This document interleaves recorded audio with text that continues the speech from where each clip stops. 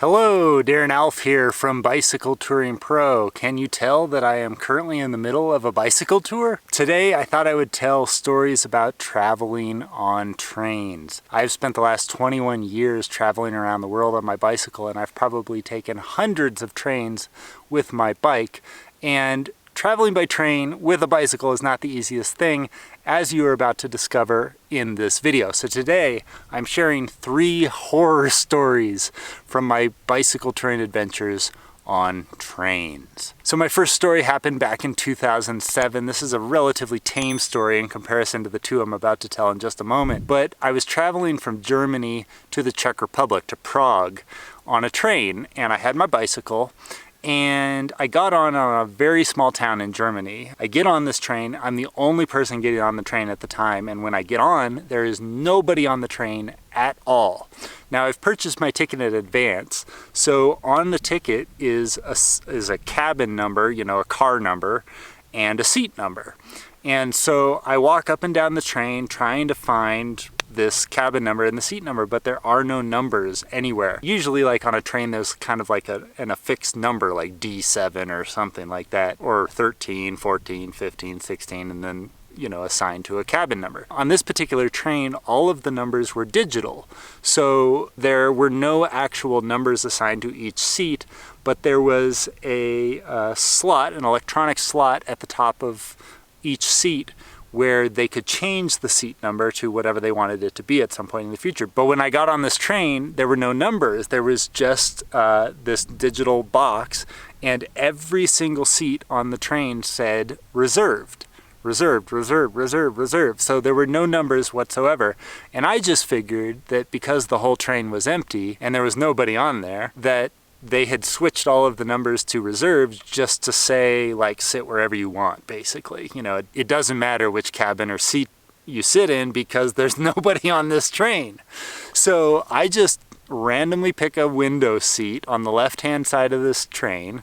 I sit down, I put all my bike bags, you know, up above my seat and all that kind of thing. And I sit down and I go. And we're going for hours on this train. And I'm going all the way across Germany. Somewhere on the eastern side of Germany, right before entering the Czech Republic, we stop at a large town and a whole bunch of people get on the train. And at that particular moment, right when the train leaves the station, all of the numbers on these digital seats start to change. So they all said reserved, reserved, reserved when I got on, and they were like that for hours. And then all of a sudden, boom, I was seated in cabin 4 and seat 17 or something like that, just all of a sudden. And part of me thought, like, maybe I should get up and move to wherever my assigned seat was. But the other part of me thought, like, well, I've been on here for hours and no one said anything. Like, I don't know why I would have to move now. That seems kind of weird. So I just sit in my seat. You know, I don't move. And I figure, like, there's still very few people on this train. Like, there was like 4 people in my cabin now with 60 total available seats. So I'm just sitting there when all of a sudden 3 older German women come into the cabin, and they're looking at their ticket, and at the seats, you know, that are numbered, and I can just tell from the moment these women enter the cabin that I'm going to be seated accidentally, totally by accident, in their assigned seat. I just had a feeling. So they're looking at the numbers, they're coming down, and they get to my row, and they look, and lo and behold, I am in these women's seat. And I totally understand, and I recognize what's going on. They're in the aisle 3 feet away from me, and I don't speak any German at this point. This was my first trip to Germany. I now know German a little bit, so I could have told them what was going on. But at the time, I didn't even know how to say, like, I'm sorry or anything. So these women come over, and they're looking at their ticket, and they start flashing their tickets in my face saying, "You're in my seat." And I'm speaking to them in English, and I'm saying, I understand, like, I'll move, it's okay, no problem. But they don't understand me, they don't speak English. And so I stand up like I'm about to leave, but these 3 women are blocking me in the thing. They're all like yelling at me basically, like, you're in my seat, you're in my seat. And they're impressively angry, considering that the whole cabin practically is empty. There's 3 other people in the whole cabin. So I'm trying to stand up and I'm trying to get out, but I can't because the 3 women are blocking me and they're yelling at me and they're like trying to signal for the that conductor to come over and kick me out of the seat. And I'm trying to say, if you just move out of the way, I can get out of here and move all my things and I'll move. But they just wouldn't understand. So eventually the conductor comes over and he says, you're in these women's seat. And I say, I know I'm in their seat. They won't move. I can't get out. And so finally the women move and I had all my bags up ahead. So I had to grab all my bags and they're like still, and I literally move up 2 seats. I still didn't go back to my reserve seat because I thought, this is ridiculous. This whole train is empty. Why do I have to go to a reserve seat that's like 4 cabins up and carry all my bags across? So I just moved 2 seats up and I sat there for the rest of the train ride. And that was my first experience with taking a train in Germany. I've since learned, people have told me like Germans are kind of sticklers for the rules and things like that. And that was one of those instances where I said, yeah, I can totally see that. So my next train story comes from Austria. This was in 2009. I was traveling by bike from Switzerland down to Greece and Turkey, actually. And I stopped and rented various apartments in different cities all across Europe. I'd stay there for a month, then I'd bike for a month, I'd stay somewhere else for a month and bike for a month. And so I was in Austria. I was taking a train from Vienna, just trying to get out of the city basically, so I didn't have to cycle through a big city and stuff and get out into the countryside in a different part of Austria. So I'm waiting for this train to come, and I had taken one train already, so it was a 2-train trip.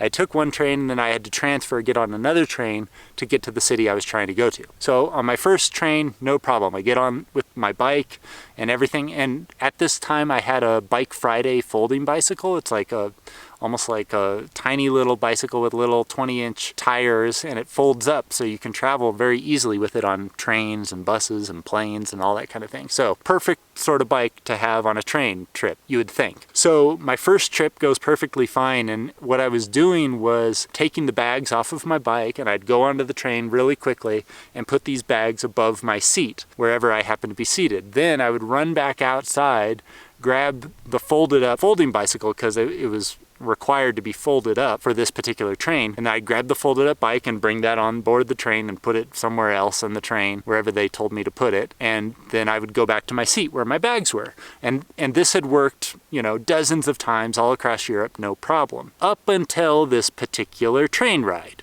So I get off my first train and I'm waiting for the second train to arrive. It pulls into the station and I do the exact same thing. I run on board really quick with all of my bags, you know, my panniers, like you see behind me, those bags.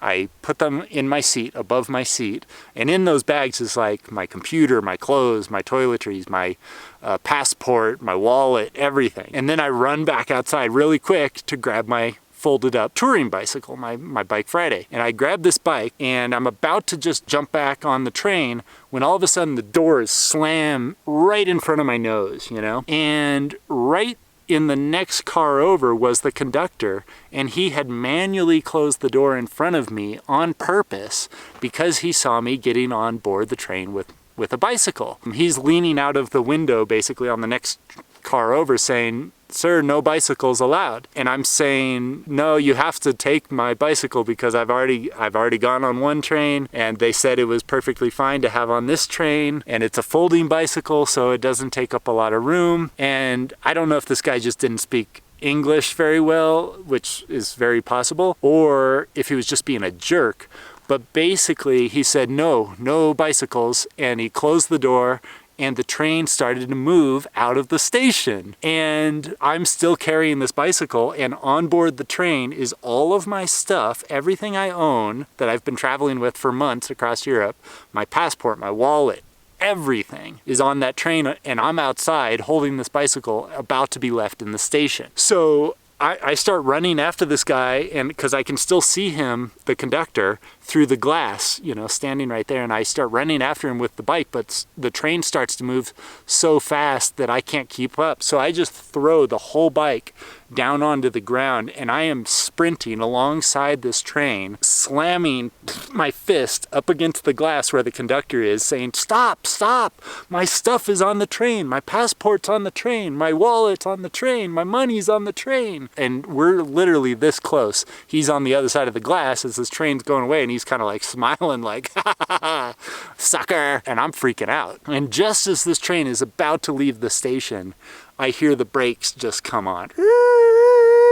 And the train slows down, and I can't believe it. The train has actually stopped. And the doors open, and there's another conductor way down at the front of the train, like way far away, 8 cars down, you know? And he comes out along with this conductor that's being a jerk to me. He comes out and I confront the jerk again. I say, what the, you know, I need to get on the train. And I try to get on right there and he won't let me on. And then this other conductor comes down and he basically reprimands the first conductor and says, he can get on the train. It's a folding bicycle. We have room, you know, whatever, blah, blah, blah. And so at this point, my bike is way back behind me because I've thrown it onto the ground. Parts that have broken off, like my water bottle holders and stuff, like broke off when I threw it down to the ground. So the nice conductor says, get on the train.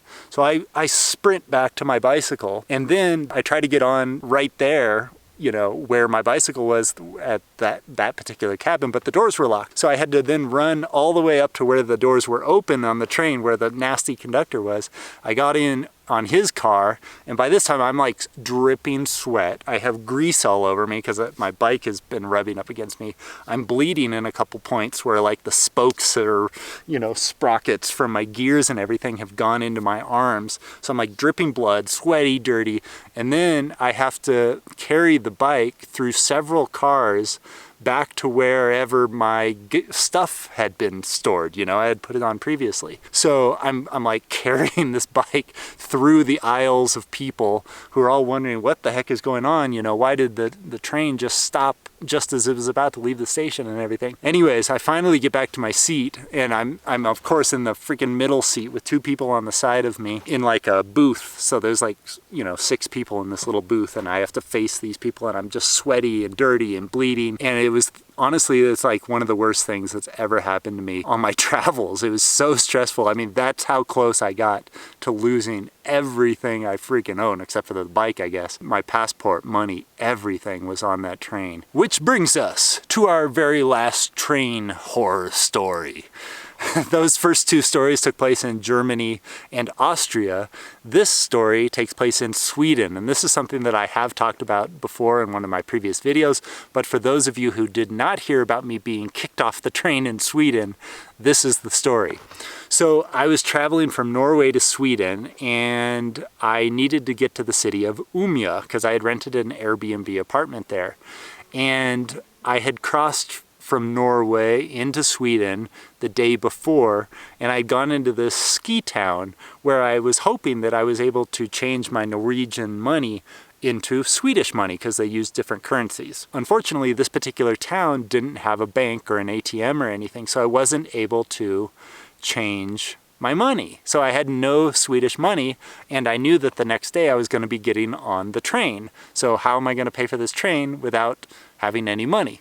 But luckily I knew that I had some credit cards. I had a credit card on me, and I also had several debit cards as a backup. So the next day the train pulls into this tiny little town. I get on, there's like 4 people getting on this train. I get on with my bike and everything, no problem. You're always worried when you get on a train with a bike there's going to be a problem, but no, there's no problem. And the conductor comes around and I need to pay for this thing. Well, luckily, just like in Norway, in Sweden they had a credit card machine, was a mobile credit card machine that the conductor carries. And so the conductor gives me the credit card machine, I swipe my credit card in there, and for whatever reason it doesn't go through. So we try again, I try to swipe it again, it doesn't go through. So and I tell this woman, she speaks English, and I tell her I don't have any cash because that town that you picked me up in, there was nowhere to get cash. So this credit card is all I got. And so then I think, well, oh, wait a second, I have some debit cards that I was carrying as backup, just in case like I lost my credit card. So I pull out my debit cards, but then I realize that my debit cards have expired because I was traveling for 2 years straight at this time, and my bank only issues debit cards every 2 years. So I had just, like, they had expired like the month before. And so I'm like, oh my God, shoot. So now my debit cards don't work because they've expired. My credit card isn't working. I don't know why. It should be working because it worked the day before in Norway, no problem. But it's not working, and I have no cash. I'm just shaking my head at this conductor saying, like, I don't know what to tell, I don't know what to do because I don't have any money. And one of the other passengers, there was like a woman, a younger woman, she was probably younger than me, in the train, and she heard what was going on, and she said, like, I'll pay for your ticket. And I was like, oh my God, that's so nice. Give me your email and I'll send you the money back, no problem. And the conductor was there and listening to all this, and the conductor basically just said, don't worry about it. We'll take you to the end of the line and you can get off there, but in that town you need to get money before you get on your next train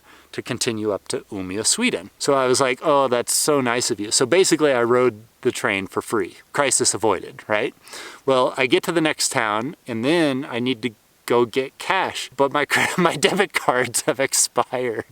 So I'm running around trying to find a place that will allow me to withdraw cash with my credit card. And finally I do find a store that allows me to do that. So I pull out enough cash to get me on the train to Umeå, Sweden. And then I run back to the train station just in time for the train to arrive. And when it comes, I get on the train, and this particular train was all decked out with bike hangers and everything. Plenty of room for bikes, no problem. So I'm like, sweet.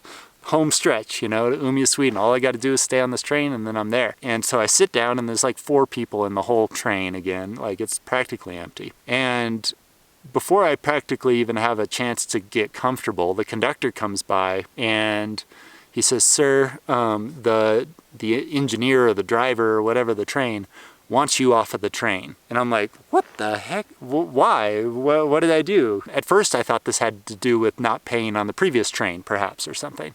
But no, he says, this train does not allow bicycles. And I say, what do you mean it doesn't allow bicycles? There are bike hangers right here in the train wagon, you know? And he says, no, at this particular time of day, we don't allow bikes.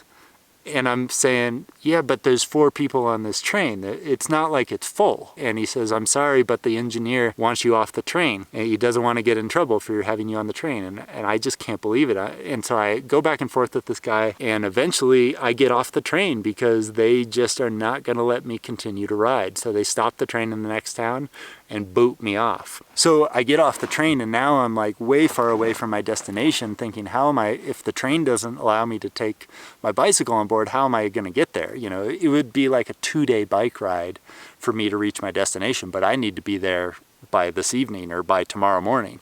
So what I end up doing is finding a bus station nearby, and the buses do in fact go to the town that I want to go to. And the bus would in fact allow me to carry my bicycle for whatever reason. Bus, okay. Train, not okay. Whatever. So I get a bus and I travel to this town called like Unskvoldskvik or something like that, Sweden. I get off the bus temporarily, and the bus driver who I'm on the bus with, he says like, hey, you need to use the bathroom? And I say, yeah, that would be great. So, and this is like after dark, it's like midnight or something. And this is the end of the line for the day. So he's stopping and he's about to go home. But he says like, the main bus station is closed, but I'll let you in and you can use the driver bathrooms, basically. So these are like private bathrooms just for the drivers of the trains. And I say, wow, that's really nice of you. I'd love to just, you know, go in really quick, pee, and fill up my water bottle really quick. I'll be 2 seconds. He opens this locked door and I go into the bathroom. And when I come out, I'm locked in. I'm locked in is what happens. I come out of the bathroom, I'm in this hallway, but there's a special door there that says like, if you open this door, the alarm will sound. And I'm like, hello? Is anybody around? And it's late at night, it's dark. And my bicycle is outside of the station, just sitting there, totally unattended. And so I try knocking on the door. The driver needs to open it or something to let me out. And I'm knocking and I'm getting more and more worried because my bike's outside. I'm afraid it's going to get stolen. And eventually I decide I'm just going to press on the door and I hope the alarm doesn't go off. Well, I press on this door and right away the whole train station,